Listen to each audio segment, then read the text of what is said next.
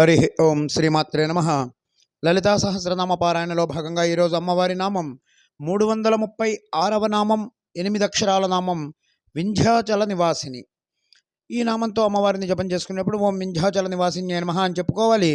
వింధ్యాచలం అంటే వింధ్య పర్వత ప్రాంతమున నివాసం కలిగినటువంటిది అని చెప్తారు. అమ్మవారిని 2 రకాలుగా చెప్తారు. ఒకటి పులివాహనం గల దుర్గా, 2 సింహవాహనం గల దుర్గా. ఈ పులివాహనం మీద ఉన్నటువంటి దుర్గా వింధ్యాద్రి గృహంలో ఉంటుందంటారు. సింహవాహనం కలిగినటువంటి దుర్గా సహ్యాద్రి పర్వతంలో ఉంటుంది.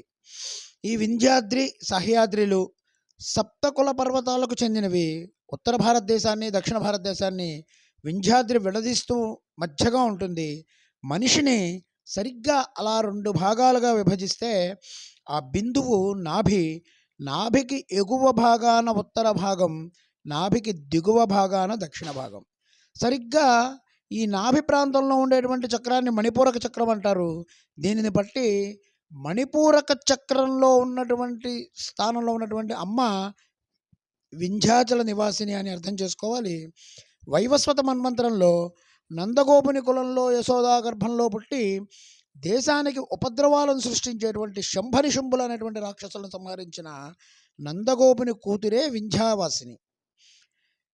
దేవకీ గర్భాన కృష్ణుడు, యశోదా గర్భాన అమ్మవారు ఒకేసారి పుట్టారు.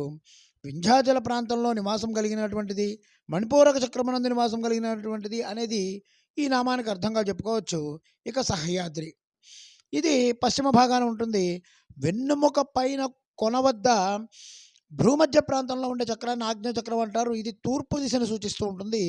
కింద కొన వద్ద ఉండే చక్రాన్ని మూలాధారం అంటారు. ఇది పశ్చిమ దిశను సూచిస్తూ ఉంటుంది. మొత్తం భౌతిక శక్తి అంతా కూడా కేంద్రీకృతమైనటువంటి కేంద్రమే మూలాధారం. కాబట్టి మనలో ఉన్న మహిషాసురుడు కూడా ఇక్కడే ఉంటాడు. సింహవాహిని అయినటువంటి దుర్గా ఆ మహిషాసురుడిని చంపింది. అమ్మ సహ్యాద్రి గుహల్లో ఉంటుంది. సింహవాహనం పైన ఉన్నటువంటి అమ్మవారి రూపం శాంతస్వరూపం, పులివాహనం మీద ఉన్నటువంటి దుర్గమ్మ రూపం ఉగ్రస్వరూపం. గృహస్థులు సహజంగా సింహవాహిని అయినటువంటి శాంతస్వరూపాన్ని కొలవడం మంచిది. ఈ నామమంత్రంతో దుర్గాదేవి మంత్రం ఎటువంటి ఆపదలు ఆటంకాలైనటువంటి ఈ మంత్రాన్ని జపిస్తూ ఉంటే తొలగిపోతాయి. సాధనలో అంటే అది ఆధ్యాత్మికం కావచ్చు, విద్య నేర్చుకునే వాళ్ళు కావచ్చు, సాధకులు కావచ్చు, వాళ్ళకున్న అవరోధాలన్నీ తొలగిపోతాయి. ఇంటి మీద ఉన్నటువంటి సమస్యలు తొలగిపోతాయి.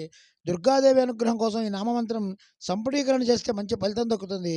ఓం ఐం హ్రీం శ్రీం వింధ్యాచల నివాసిన్యై నమః. ఓం శ్రీమాత్రే నమః. ఓం శ్రీ మహారాజ్ఞై నమః. శ్రీమత్ సింహాసనేశ్వర్యై నమః.